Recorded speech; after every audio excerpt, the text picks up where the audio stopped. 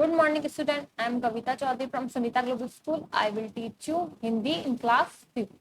तो बच्चों, आज की क्लास में हम पढ़ेंगे आपकी हिंदी की पाठ्य पुस्तक रिमझिम से पाठ 4 नन्हा फनकार, यानी कि कलाकार। फनकार का अर्थ होता है कलाकार। तो मैं यहाँ पर लिख देती हूँ फनकार का अर्थ। फनकार का अर्थ होता है कलाकार। कलाकार क्या होता है? किसी चीज की ऐसा कोई काम जिसमें उसका हुनर हो, उसके पास चीज की कला हो और उसमें वो बहुत ज्यादा कुशल हो, तो उसे बोलते हैं कलाकार या फिर फनकार। तो अब ये नन्हा फनकार कौन था, उसके बारे में हम पढ़ना शुरू करते हैं। वह लड़का एक चौकोर लाल पत्थर के पास बैठ गया। उसने जल्दी जल्दी कोई प्रार्थना बुदबुदाई और छैनी हथौड़ा उठाकर अपने काम में जुट गया। तो लड़का था जो कि एक चौकोर लाल रंग के पत्थर के पास बैठा हुआ था और उसने जो है जल्दी जल्दी से कोई प्रार्थना बुदबुदाई, यानी उसने अपनी प्रार्थना पूरी की और फिर उसने अपने हाथ में छैनी और हथौड़ा लेकर के अपने काम में जुट गया। छैनी हथौड़ा क्या होता है? हथौड़ा तो आप समझते हो। छैनी क्या होती है? जिस पर एक लोहे का एक टुकड़ा होता है जिस पर उस पर जो है हथौड़ा चलाया जाता है। जैसे पत्थर पर छैनी रखते हैं, उसके बाद हथौड़ा मारते हैं, तो उससे जो है पत्थर पर कलाकृति बनाने के लिए या पत्थर को तोड़ने के लिए या उसे तराशने के लिए, यानी उसको एक शेप देने के लिए छेनी का यूज किया जाता है। और हथौड़ा तो आप समझते हो। कुछ दिन पहले ही उसने इस पत्थर की घंटियों की कतारें और कड़ियां उकेरना शुरू किया था। तो जो वो लड़का था, जो कि एक नन्हा फनकार जिसे हम बोल रहे हैं, उसने कुछ ही दिन पहले जो है एक पत्थर की घंटियों की कतारें, यानी वो पत्थर से घंटियां बना रहा था, और कड़ियां, यानी जैसे कड़ी होती है घंटी की, तो पहले घंटियां बना रहा था और उसकी कड़ियां भी, उनको उकेरने में जो है उसका काम शुरू किया था। लड़के ने एक अध बनी अधूरी घंटी पर छैनी की नोक टिकाई और सावधानी पूर्वक हथौड़े से घंटी पर नक्काशी करने में जुट गया। तो जो वो लड़का था, अध बनी अधूरी, यानी एक उसने घंटी उठाई जो कि शायद उसका काम पूरा नहीं हुआ था। अध बनी यानी आधी बनी हुई अधूरी घंटी, तो उस पर उसने छेनी की नोक को रखा, टिकाया और सावधानी पूर्वक उसने, मतलब बहुत ही सावधानी तरीके से हथौड़े से जो घंटी थी उस पर नक्काशी करने में जुट गया। हथौड़े के पत्थर पर जो कटाव उभरता, उससे पत्थर की किरचें छितरा जाती।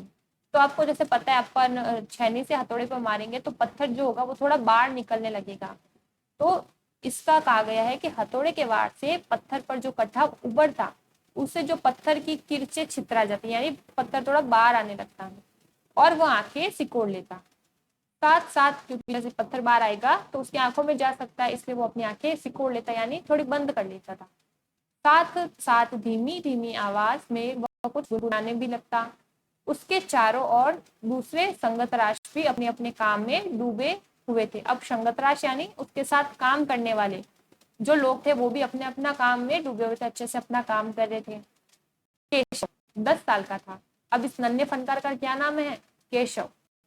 जो केशव था वो 10 साल का एक बच्चा था और अभी अपना काम सीख ही रहा था। पिता के एक बार करके दिखा देने पर वह सीधी लकीरों वाले और घुमावदार डिजाइन उकेर सकता था। तो जो केशव है वो 10 साल का एक बच्चा है और अभी अपना काम सीख रहा है। किसका काम? कोई पत्थर पर नक्काशी का काम। और उसके जो पिता थे वो उसे एक बार कोई डिजाइन बनाना सिखा देते, यानी सीधी लकीरों वाला डिजाइन या फिर घुमावदार डिजाइन, तो वो उसे देखकर एक बार में ही उकेर सकता था। अब तक उसने नक्काशी का जो भी काम किया था, उनमें से इन घंटियों को बनाना ही उसे सबसे ज्यादा मुश्किल था। तो जैसा कि वो पहले भी बहुत सा काम कर चुका है, पर अब उसके लिए जो है वो घंटियां बना रहा है, घंटियों की नक्काशी कर रहा है, तो उसके लिए ये काम थोड़ा ज्यादा मुश्किल था। केशव जानता था कि एक दिन ऐसा जरूर आएगा जब वह कुछ बारीक जालियां, महीन नफीस बैल बूटे, कमल के फूल, लहराते हुए सांप और इठलाकर चलती हुई घोड़े, ये सब पत्थर पर उकेर पाएगा। तो केशव जो था वो नक्काशी का काम सीख रहा था, एक तरह से पत्थर पर जो है डिजाइन बनाई जाती है वो काम। तो उसको एक दिन भरोसा था कि वो पत्थरों पर जो है बारीक जाल, जैसे आप देखते हैं अपन कहते हैं घड़ाई का काम, कई जगह आपने देखा भी होगा, कई मंदिरों में भी आपने देखा होगा, जिस पर क्या बना होता है? फूल बनाए जाते हैं। और बैल बूटा यानी बैल और अंदर अच्छे से छोटे छोटे फूल बनाए जाते हैं। कमल के फूल बनाना वो सीख जाएगा, लहराते हुए सांप बना पाएगा और इठलाकर चलते हुए हाथी जो घोड़े होते हैं वो भी वो बनाना सीख जाएगा, उकेर सकता है, ऐसा वो सोच रहा था। ठीक उसी तरह जैसे उसके पिता बनाते हैं।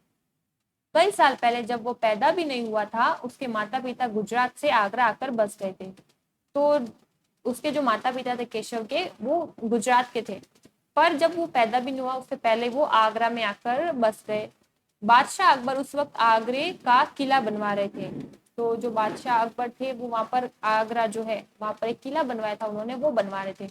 और केशव के पिता को यही काम मिल गया, और केशव का जन्म भी आगरे में ही हुआ। अब देखो यहाँ पर आपको केशव दिखता है, केशव क्या बना रहा है, अब पत्थरों से, क्या पत्थरों की घड़ी बना रहा है, चित्र उकेर रहा है। आप देख सकते हो ये केशव है, और ये घंटियों पर क्या कर रहा है, नक्काशी का काम कर रहा है। और उसका जन्म आगरे में ही हुआ। उसे गुजरात के पुश्तैनी गांव जाने का तो कभी मौका ही नहीं मिला। आगरे की गलियां अब और सिकरी, बस यही उसका घर था। तो अब वो कहाँ का हो गया है, वो आगरा में रह रहा है, केशव है। और आगरे की जो गलियां हैं, और अब जो सीकरी है, यानी सीकरी नाम की जगह, अब वही उसका घर था। चारों ओर हो रही छेनी हथौड़ों की ठक ठक खड़ खड़ के बीच केशव को किसी के कदमों की आहट भी सुनाई पड़ी। इसलिए अचानक कानों में एक आवाज पड़ने पर वह चौंक गया। माशा अल्लाह, ये घंटियां कितनी सुंदर है, तुमने खुद बनाई हैं। तो जो है काम चल रहा था, सभी अपनी छेनी हथौड़े से काम कर रहे थे, और ठक ठक की आवाज और खड़खड़ की आवाज के बीच जो है वहां पर जो केशव काम कर रहा था अपना, उसको किसी के चलने की आवाज, यानी कदमों की आहट यानी चलने की आवाज सुनाई देती है। और वो भी उसकी आवाज में जैसे कानों में जैसे आवाज पड़ती है, क्या पड़ती है आवाज, माशाअल्लाह, यानी किसी ने क्या कहा, माशाअल्लाह यानी बहुत अच्छा। कि वो सुनकर वो चौंक जाता है, और वो जो इंसान होता है वो बोलता है ये घंटियां कितनी सुंदर है, तुमने खुद बनाई है, ऐसा वो इंसान बोलता है। पीछे मुड़कर केशव ने आंखें उठाई तो उसे एक आदमी दिखा। तो अब केशव बोलता है, बेशक, यानी आपको कोई शक है, मैंने ही ये घंटियां बनाई हैं।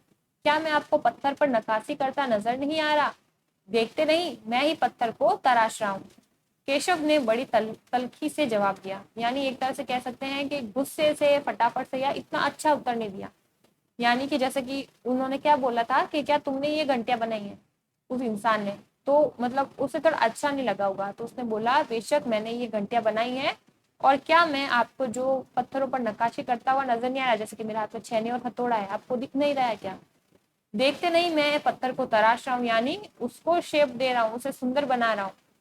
केशव ने बड़ी तल्खी से जवाब दिया, दिखता तो है, पर तुम इतने छोटे लगते हो ना। वह आदमी हंसते हुए बोला। तो जो वो आदमी जिसने बोला था कि तुमने बहुत अच्छी घंटियां बनाई है, उसने बोला कि हाँ दिखता तो है कि तुम, पर तुम इतने छोटे लगते हो ना, कि वो आदमी हंसते हुए बोला। तो केशव बोलता है मैं 10 साल का हूँ। तो वो आदमी बोलता है 10, अच्छा। वह आदमी पास पड़े पत्थर पर बैठते हुए बोला, तब तो काफी बड़े हो, मैंने भी 13 साल की उम्र में एक लड़ाई में हिस्सा लिया था। तो अब वो इंसान बोल रहा है कि तुम 10 साल के हो, तब तो फिर तुम काफी बड़े हो, क्योंकि जब मैं अभी 13 साल का था तो मैंने भी एक लड़ाई में हिस्सा लिया था। अब केशव उस आदमी को अच्छी तरह देख पा रहा था, क्योंकि वो नीचे बैठ गया था पत्थर पर। उसकी उम्र रही होगी 30 से ऊपर, कद मंझोला था, यानी बीच का कद था, ना ज्यादा लंबा ना ज्यादा छोटा, बीच का कद जिसे हम मंझोला बोलते हैं। वह सफेद अंग रखा और पजामा पहने हुए था। अंग रखा यानी एक तरह से पूरा लॉन्ग कोट होता है, उसको अंग रखा बोलते हैं। और क्या पहना था उसने, पजामा पहने हुए था।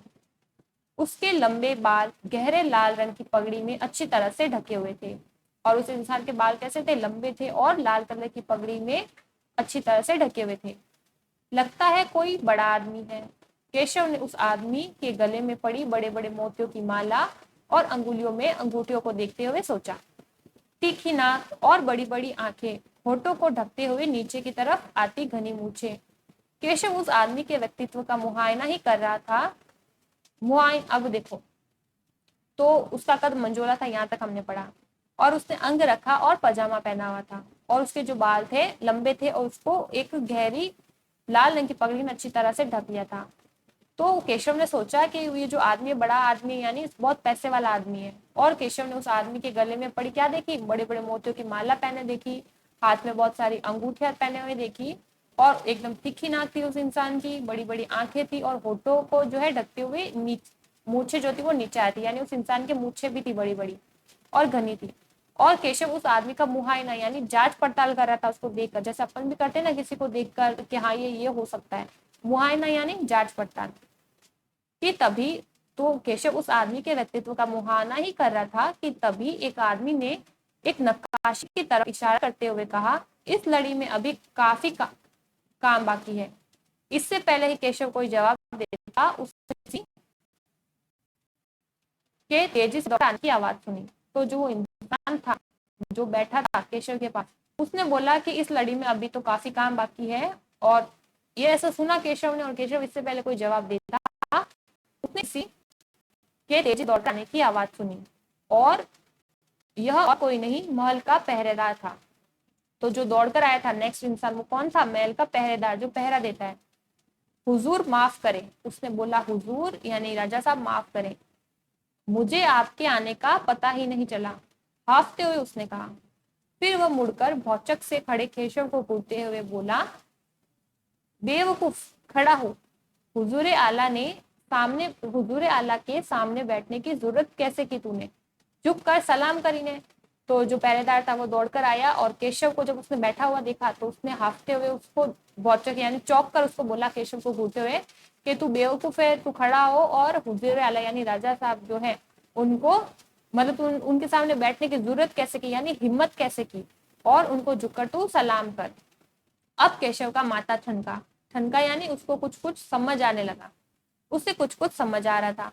बदहवासी में छेनी हाथ में छूटकर नीचे गिरी और वह जल्दी से उठकर खड़ा हो गया। बदहवासी यानी उसे चक्कर सा लगने लगा था, यानी ऐसा हो गया था कि उसे कुछ समझ नहीं आ रहा था, और उसके हाथ में जो छेनी थी वो भी छूटकर नीचे गिर गई थी, और वह जल्दी से जो है उठकर खड़ा हो गया। अरे कहीं ये बादशाह अकबर तो नहीं, ऐसा उसने सोचा। यही ख्याल आते ही उसने झुककर सलाम किया और खरगोश की सी कातर नजरों से अकबर को देखने लगा, यानी अपनी नजरों को उसने झुका लिया और देखने लगा अकबर को। यानी वो इंसान कौन था? वो था अकबर। अकबर को पहरेदार की यह दखल अंदाजी भली ना लगी, यानी दखल अंदाजी कर दी थी उसने, वो फटाफट से दौड़कर आ गया था और उन दोनों की बातों के बीच में उसने क्या कर दिया था? विघ्न डाल दिया था, तो बीच में आ गया था। यानी दखल अंदाजी जो थी जो पहरेदार ने की थी वो अकबर को बिल्कुल भी पसंद नहीं आई।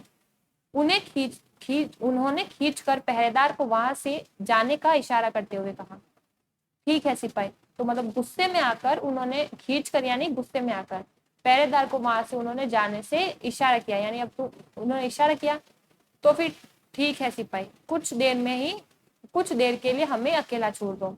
तो उन्होंने बोला कि ठीक है सिपाही, आपसे गलती हो गई, ठीक है। फिर उसने बोला अकबर ने कि कुछ देर के लिए हमें अकेला छोड़ दो। पहरेदार तो चला गया, मगर केशव असमंजस में था कि उसने क्या करना चाहिए। असमंजस यानी वो सोच विचार रहा था, उसे कुछ समझ नहीं आ रहा था। तो पहरेदार चला गया था और केशव असमंजस की स्थिति में आ गया था कि उसे अब अकबर के सामने कैसा व्यवहार करना चाहिए या क्या करना चाहिए। वापस अपना नक्काशी का काम शुरू करे या बादशाह के हुक्म के इंतजार में खड़ा रहे। दिल तो उसका अभी भी धक धक कर रहा था, हाँ, पर अब वो डरा हुआ नहीं था क्योंकि अकबर प्यार से उसे देखते हुए मुस्कुरा रहे थे। तो वो सोच रहा था कि अपने नक्काशी का काम करे या फिर ऐसे खड़ा रहे, वो जब हुक्म दे आदेश दे तो बैठे फिर अपना काम करे। और दिल जो था उसका वो भी अभी भी धक धक कर रहा था, यानी वो डरा हुआ था।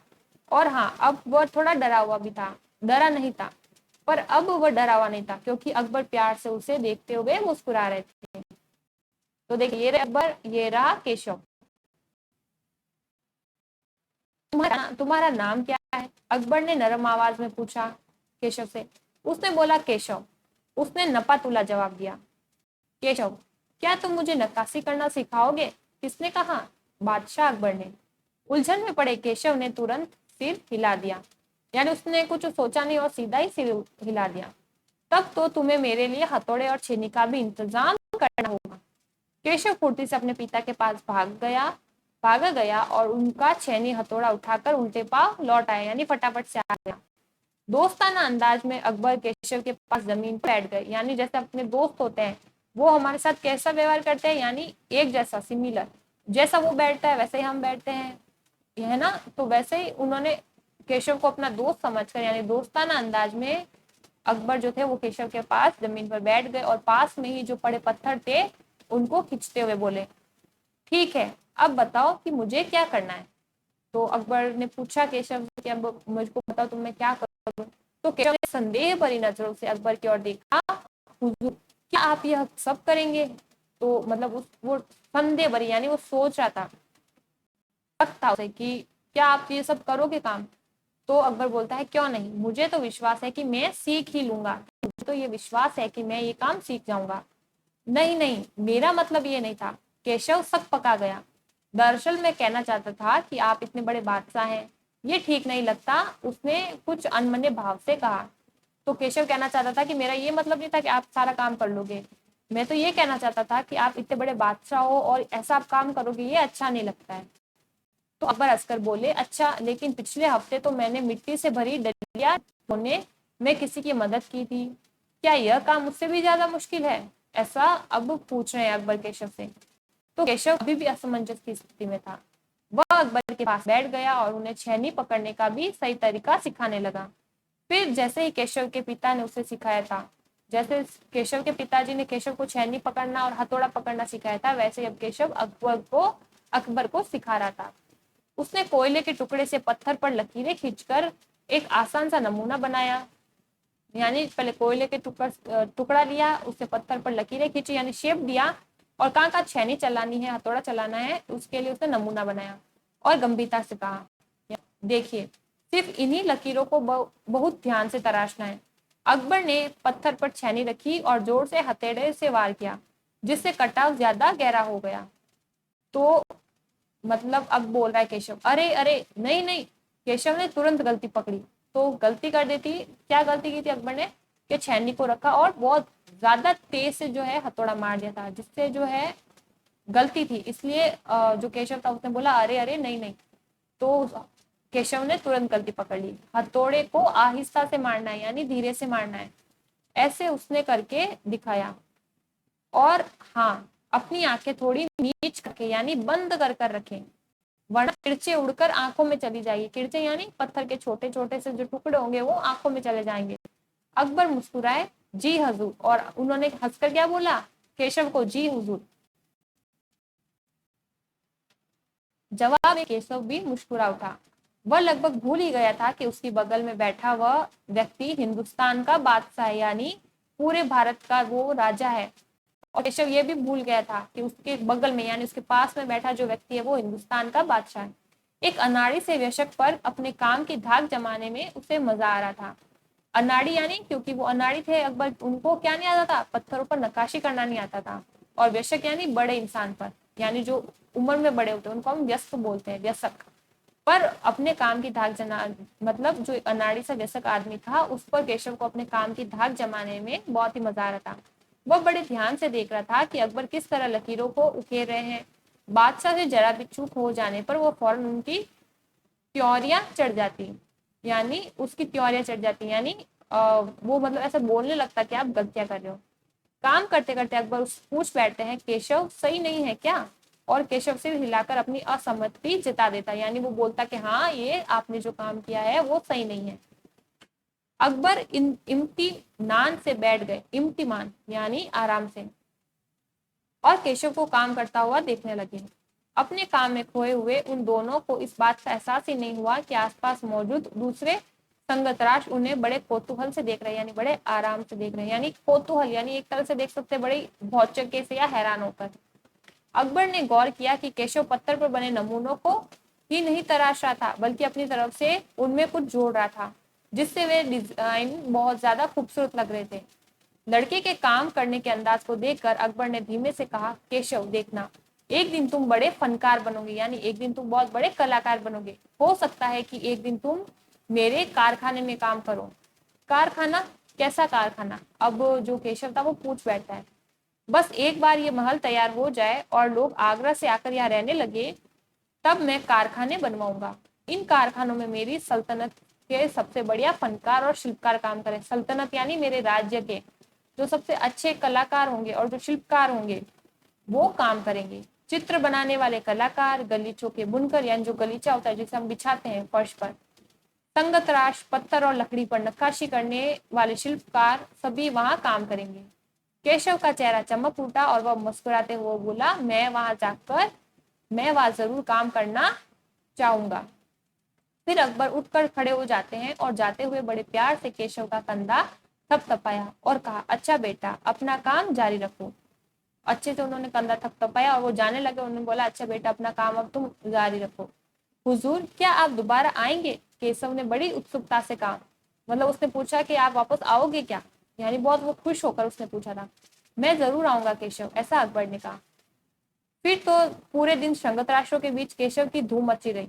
वह बार बार बादशाह से हुई अपनी मुलाकात सबको सुनाता रहा। जैसे कि बड़े से राजा था, जो हिंदुस्तान का राजा था, वो केशव के आस पास आकर बैठा, उसने काम सीखा।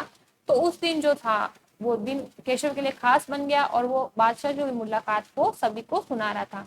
रात हो चली थी, यानी अब रात हो गई। केशव बहुत थका हुआ था और आंखों में नींद का मतलब थक तो गया था, पर उसे नींद नहीं आ रही थी। वह धीरे से अपने पिता के बिस्तर में घुस गया। पिता ने मुस्कुराकर कहा, तुम तो अभी से इतने प्रसिद्ध हो गए हो, यानी फेमस हो गए हो। बादशाह सलामत ने कहा है कि एक दिन मैं बहुत बड़ा कलाकार बनूंगा, ऐसा उसने अपने पिता से कहा। अपने सिर को पिता की बाहों के सहारे टिका कर केशव धीरे से बोला, हमारे बादशाह बहुत ही नेक इंसान है, यानी अच्छे इंसान है। बिल्कुल सही, ऐसा पिता ने कहा। कुछ सोचकर केशव ने पूछा, बाबा एक बात बताओ, बादशाह के पास आगरा में एक से बढ़कर एक खूबसूरत महल है, फिर भी वे सीकरी में यह शहर क्यों बनवा रहे हैं? तो ऐसा केशव पूछने लगा कि इतने अच्छे अच्छे उनके पास महल है, पर वो वहां सीकरी में क्यों शहर क्यों बनवा रहे हैं, मतलब सीकरी में यह शहर क्यों बनवा रहे हैं? तो पिता ने कुछ याद करते हुए बताना शुरू किया कि हाँ बेटा, जो बादशाह का आगरा बहुत सुंदर शहर है, पर सीकरी में नया शहर बनवाने का भी एक खास कारण है। मैंने सुना है कि जो बादशाह अकबर है, उनकी कोई संतान नहीं थी। इस वजह से वे हर वक्त परेशान रहते थे और वे बहुत से साधु संतों और फकीरों के पास गए और भटकते भटकते बादशाह ख्वाजा सलीम चिश्ती के पास सीकरी आए। उन्होंने ही बादशाह को बताया कि उनके एक नहीं तीन तीन संतानें होगी, सलीम, मुराद और दनियात। केशव ने चौंकते हुए कहा, बिल्कुल सही। तब बादशाह ने ख्वाजा सलीम चिश्ती के सम्मान में सीकरी में नगर बसाने का फैसला किया था। केशव ने कहा, अच्छा, अब समझा, इसलिए बादशाह अकबर अपने बेटे का नाम सलीम रखा था। तो जो उन्होंने क्यों किया ऐसा काम बादशाह अकबर ने, क्योंकि उनके कोई संतान नहीं थे और वो साधु और फकीरों को पूछ रहे थे कि उनकी संतान होगी या नहीं।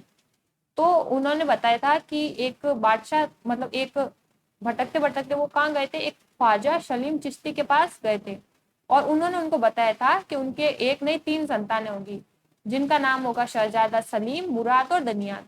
और केशव ने चेकते हुए कहा कि बिल्कुल सही, कि हाँ यही नाम है। तब बादशाह ने जो है ख्वाजा सलीम चिश्ती के सम्मान में, यानी ऐसा जैसा उन्होंने कहा वैसा ही हुआ, उनके 3 बच्चे भी हुए, उनके सम्मान में जो है उन्होंने सीकरी में नगर बसाने का जो है फैसला कर लिया था। और केशव ने कहा, अच्छा, अब समझा, इसलिए बादशाह अकबर जो है अपने बेटे का नाम सलीम रखा है। हाँ, और इसी कारण हम यहाँ एक नए शहर के लिए पत्थरों को तराश रहे हैं। तो केशव बोलता है, केशव उनीदी आवाज में बोला, यानी अब उसको नींद आ रही थी। पिताजी ने देखा कि उसका लाडला बेटा सो गया है, यानी अब केशव जो था वो सो गया था। तो इस तरह से ये पार्ट जो था हमारा पूरा हो चुका है, यानी इस पार्ट की जो रीडिंग थी वो हमने कर ली। पार्ट का नाम क्या था? नन्हा फनकार। और नन्हा फनकार कौन था? केशव। तो इस तरह से ये पार्ट की रीडिंग हमने कर ली है। तो क्या इस पार्ट में हमने क्या देखा कि एक केशव नाम का लड़का होता है जो कि पत्थर पर कलाकारी करता है। उसको जो है नक्काशी का काम बहुत अच्छा लगता है, मतलब वो करता है, अपने पिता से उसने सीखा है और उसका विश्वास है कि वो एक दिन बहुत अच्छा कलाकार बन जाता है। बादशाह वो उसके पास आते हैं, काम सीखते हैं और उसकी तारीफ करते हैं और बोलते हैं कि वो एक ना दिन जब वो कारखाना बनवाएंगे तो उसे काम जरूर देंगे। तो इस तरह से जो है ये पार्ट पूरा हो गया, यानी इस पार्ट की जो हमने रीडिंग करनी थी वो हमने कर ली है। अगली क्लास में हम इस पार्ट के जो प्रश्न उत्तर होंगे उनके बारे में चर्चा करेंगे। कौन कौन से प्रश्न आपको करने हैं वो मैं आपको बताऊंगी। तो आज की क्लास में इतना ही, मिलते हैं अगली क्लास में। तब तक के लिए घर पर रहिए, सुरक्षित रहिए। धन्यवाद।